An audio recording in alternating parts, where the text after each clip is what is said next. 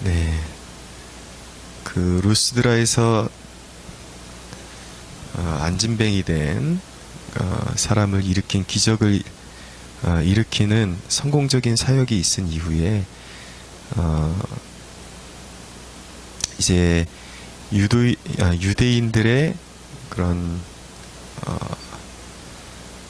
충동으로 인해서 바울이 돌을 맞게 됩니다. 그래서 돌을 맞고 죽은 줄 알고 이제 성 밖으로 이제 바울을 내가게 되죠. 근데 죽은 줄 알았는데 제자들이 둘러섰을 때에 이제 바울이 일어서게 됩니다. 근데 바울이 일어서자마자 한 일은 다시 자기를 돌로 쳤던 성으로 잠시 들어갔다가 이제 바나바와 함께 더베로 갔다가 그곳에서 많은 사람을 제자로 삼고 다시 루스드라와 이고니온과 안디옥으로 돌아가면서 이제 제자들의 믿음을 굳건하게 해주었다라는 대목이 오늘 본문의 첫 번째 대목이라고 말씀드릴 수가 있겠습니다. 22절에 보니까 제자들의 마음을 굳게 하여 이 믿음에 머물러 있으라 권했다라고 말씀하고 있습니다. 돌로 맞고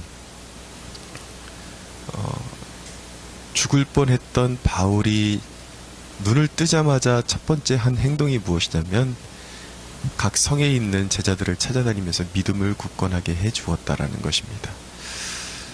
어떻게 생각하면 묵상할수록 잘 이해가 되지 않는 그런 태도입니다. 사람이라면 한번 원망할 만한데 과연 이것이 믿음인가? 과연 이것이 신앙생활인가? 라는 원망을 한번 할 만한데 전혀 그렇지 않고 오히려 죽을 뻔했던 사람들이 믿음을 굳건하게 해주고 있는 그런 모습을 보여주고 있습니다. 믿음이란 무엇인가 우리가 한번 고민해 봐야 합니다. 우리에게 있어서 믿음이란 대부분 어떤 일이 잘 되어가고 있을 때에 이거 하나님이 하셨어 라는 그 믿음, 하나님이 하셨어. 물론 그것도 우리에게 필요한 믿음의 자세인 것은 맞습니다. 그러나 대부분 사람들이 신앙생활이라는 것, 믿음이라는 것은 어떤 일들이 자기가 원하는 대로 풀리고 그리고 그럴 줄로 믿고 그리고 무언가 잘 풀렸을 때에 그것 가운데 하나님의 그런 선하심을 고백하는 것이 믿음의 전부인 것처럼 그렇게 은연중에 그렇게 알고 있는 우리의 모습을 발견하게 되죠. 왜냐하면 그럴 때 외에는 믿음이 너무나도 쉽게 무너지기 때문입니다. 그런데 오늘 이 대목을 통해서 믿음이란 무엇인가? 믿음이란 바로 환경에 상관없이 하나님을 신뢰하고 주님을 섬기는 것, 그것이 믿음이라는 것을 알게 됩니다. 오히려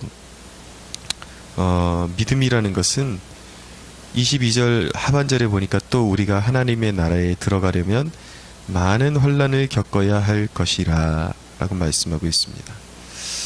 오히려 믿기 때문에 우리 신앙인들에게 주 예수의 이름 때문에 당할 환난이 더 많을 것이기 때문에 필요한 것이 그 가운데 하나님을 믿고 환난 많은 세상 가운데서 시험 많은 세상 가운데서 하나님을 믿고 따르는 것이 믿음이라는 것을 알게 되는 것입니다. 베드로전서 4장 12절 13절에 보면 사랑하는 자들아 너희를 연단하려고 오는 불시험을 이상한 일 당하는 것 같이 이상히 여기지 말고 오히려 너희가 그리스도의 고난에 참여하는 것으로 즐거워하라. 이는 그의 영광을 나타내실 때에 너희로 즐거워하고 기뻐하게 하려 함이라 라고 말씀하고 있습니다. 우리가 지금 당하는 환난들 우리가 예수 믿기 때문에 그냥 편안한 삶을 영위하게 될 것이라는 그런 약속은 성경 어디에도 나타나지를 않습니다. 오히려 우리가 믿기 때문에 그 믿음 때문에 삶의 환난들로 점철될 것이라는 것을 성경이 말씀하고 있죠. 그러나 그 환난이 결코 우리에게 나쁜 것이 아닌 것이, 지금 당하는 입장에서는 너무나도 곤고하고 괴롭고 힘들게 느껴지지만, 그것이 우리가 종국에 맞이하게 될 그 영광을, 그리스도의 영광, 그 그리스도의 이름으로 말미암아 우리에게 주어질 그 영광을 더욱 빛나게 하고 가치 있게 한다라는 것. 여러분, 우리가 왜 세상 사람들처럼 대충 우리의 육신이 원하는 대로 살 수 있음에도 불구하고 우리가 하나님의 뜻대로 환난 가운데서도 거룩함을 추구하면서 살 이유가 무엇이 있겠습니까? 그것은 이 땅이 끝이 아니라, 이곳이 끝이 아니라 우리가 종국에 맞이하게 될 그 세상이 너무나도 영화로운 세상이기 때문에, 그 약속이 우리에게 주어져 있기 때문에 이 땅에서의 곤고와 환난을, 그렇기 때문에 그 안에서 믿음을 지켜내고 주님을 따라가는 것이 복되다라는 것을 다시 한번 각인하는 축복이 있게 되기를 원합니다. 바울이 그렇게 형제들을 권면하고 제자들을 믿음에 굳게 세워주고, 23절에 보니까 각 교회에서 장로들을 택하여 금식 기도하며 그들이 믿는 주께 그들을 위탁했다라고 말씀하고 있습니다. 바울이 이제 그 선교 여행을 1차 선교 여행을 마무리하기 위해서 되돌아가는 길에 각별히 신경 썼던 것이 무엇이냐면, 각 교회에 가서 장로들을 세우고, 그리고 금식 기도하고 그들이 믿는 주께 그들을 위탁했다. 그리고 금식 기도하고 위탁했다라는 것은 전적으로 교회를 이제 주님 손에 맡겨드렸다라는 그런 내용을 말하고 있는 것입니다. 여기서 우리는 바울의 선교관, 목회관을 엿볼 수 있게 됩니다. 바울의 사역의 그런 방향성, 바울의 사역의 그런 가치는 어디에 있는가? 이 대목을 보면은 그는 각 교회에 그리스도 안에서 반드시 지켜나가야 될 믿음의 가치, 믿음의 신조, 이런 것 외에는 절대 어떤 자기의 그런 자기가 원하는, 그리고 자기의 이름을 내기를 원하는 그런 태도로 사역에 임하지 않았다라는 것을, 자기와 연관돼서 자기에 관한 무언가를 지켜주고 자기에게 어떤 예우를 해줄 것을 요구하지 않았다라는 것을 알게 되는 것입니다. 그러니까 오직 같은 동일한 바울이 믿는 그 믿음 외에는 그 어느 것도 교회들에게 요구하지 않고 온전히 이제 성령님께 맡겨드리고, 이제 성령님이 주도하시는 가운데 교회들이 자립적으로 서갈 수 있도록 그렇게 교회들을 세워주었다라는 것을 보게 되는 것입니다. 이 대목을 보면은 우리 현대 그런 교회들이 지향하는 선교와 목회관에 대한 그런 방향성에 대해서, 과연 올바른 방향성이 무엇인가에 대해서 다시 한번 돌아보게 됩니다. 특별히 이 민족교회의 교회들이 이제 조금 성장하게 되면은 선교라는 이름으로, 이제 목회라는 이름으로, 선교적 비전이라는 이름으로 자기 교회 외에 이제 다른 지역에 교회들을 세우거나 밀어주거나 이런 일을 감당하게 되는데, 대부분 보면은 이 자기 개교회의 명예를 위한 그런 일들을 멈추지를 않습니다. 그냥 조건 없이 사람을 세우고, 조건 없이 물질로 후원해주고, 한 교회에서 그 교회를 향하신 하나님의 뜻이 온전히 이루어지도록 그렇게 자립시켜주는 것이 아니라, 어떤 개교의 목사의 명예, 아니면 이 교회는 여전히 나에게 속했고, 그리고 이 교회는 우리 교회의 이름으로 뻗어나가야 된다.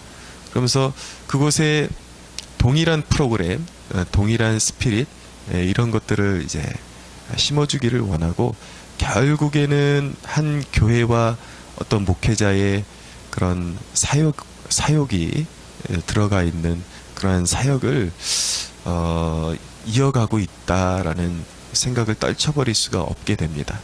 그러나 성경적인 그런 목회관, 정말 사도 바울이 보여줬던 그런 선교의 가치는 무엇이냐면 절대적으로 조건 없이 오직 믿음을 전수해주고 그 교회가 이제 하나님이 예비하신 리더들을 세우게 되고 그것 가운데서 성령님의 인도하심을 받아 교회가 하나님의 뜻대로 세워질 수 있도록 그렇게 완전히 자립시켜 주었다라는 거.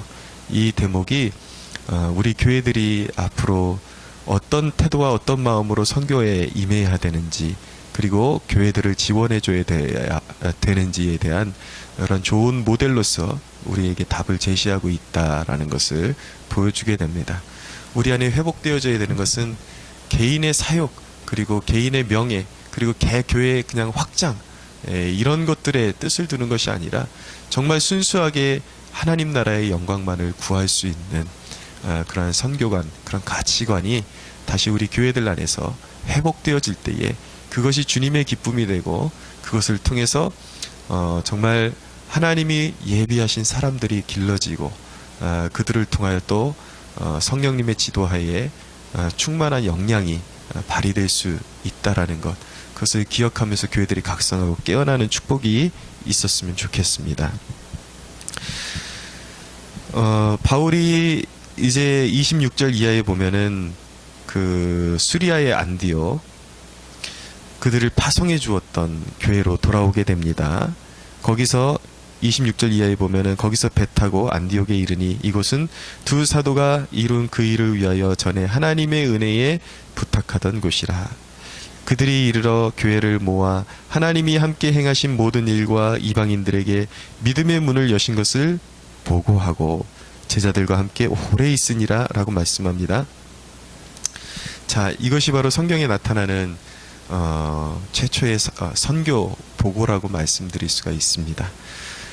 선교 보고의 목적은 무엇입니까? 여기에서도 비슷한 맥락입니다. 우리 교회가 이런 대단한 일을 해냈어. 역시 우리 교회는 하면 뭐든지 돼. 이런 어떤 자기중심적인 그런 목적으로 그들이 선교 보고를 한 것이 아니라, 선교를 하는 바울의 목적도 그렇고 그것을 허용하는 교회의 목적도 그렇고 자신들의 그런 업적을 기리기 위한 선교 보고가 아니라, 자신들이 성령님의 인도함을 받아서 바울과 바나바를 파송했는데 이제 그들의 열매를 이제 귀로 듣고 목도하고, 그래서 그들이 가진 것은 무엇입니까? 다시 한번 사명감을 고취시키는 것이었습니다. 우리 교회가 이런 정도로 대단한 선교를 하고 있어, 지원하고 있어, 이것이 아니라 이제 바울과 바나바를 통해서 태동한 교회들이 여러 곳에서 일어났음을 이제 깨닫게 되고, 자신들이 끊임없이 이제 자녀를 잉태한 부모의 마음으로 선교지를 더욱더 관심을 갖고 중보의 짐을 어깨에 메고, 또 필요하면 후원을 아끼지 않아야 함을 그들이 깨닫고 더욱더 사명감을 고취시키는 자리가 바로 이 선교 보고의 자리였음을 알게 되는 것입니다. 여러분, 우리 캠퍼스 성막교회도 힘들고 어려운 상황 가운데 그래도 선교사님들, 우리가 지원하는 그런 목회 현장이 있습니다. 이것이 그냥 우리가 물질로 후원한다 이런 정도의 그 정도면 됐지, 이것이 아니라 우리가 그런 물심으로 관심을 두고 돕는 사역지에 대해서 우리 성도들이 더욱더 한마음을 품고 더욱더 중보의 짐을 지고 관심을 가져야 하는 것입니다. 우리가 우리에게 보여주신 그 산지들이 당연히 어떤 우리의 역량을 그냥 과시하는 데서 끝나서는 안 되고, 결코 그래서는 안 되고, 하나님께서 우리에게 품으라고 주신 사역지구나 라는 것을 깨닫고 더욱더 중보하고 그 사역지들이 믿음 안에서, 은혜 아래서 성장할 수 있도록 끊임없이 중보의 짐과 관심을 우리가 가져야 할 줄로 믿습니다. 우리 캠퍼스 성막교회가 성령의 능력 안에서 계속해서 이렇게 형제교회를 품고 또 필요한 곳이 있다면, 우리 교회의 어떤 명예와 목회자의 사역을 위해서가 아니라 정말 필요가 무엇인지, 이웃교회의 필요가 무엇인지, 선교지의 필요가 무엇인지를 깨달아서 그러한 일들을 우리가 어깨에 지고 우리가 마땅히 이 시대에 져야 할 십자가를 기쁨으로 지고 주님의 기쁨이 되기 위해서 전진하는 교회로 세워지는 축복이 있게 되기를 간절히 예수님의 이름으로 소망합니다.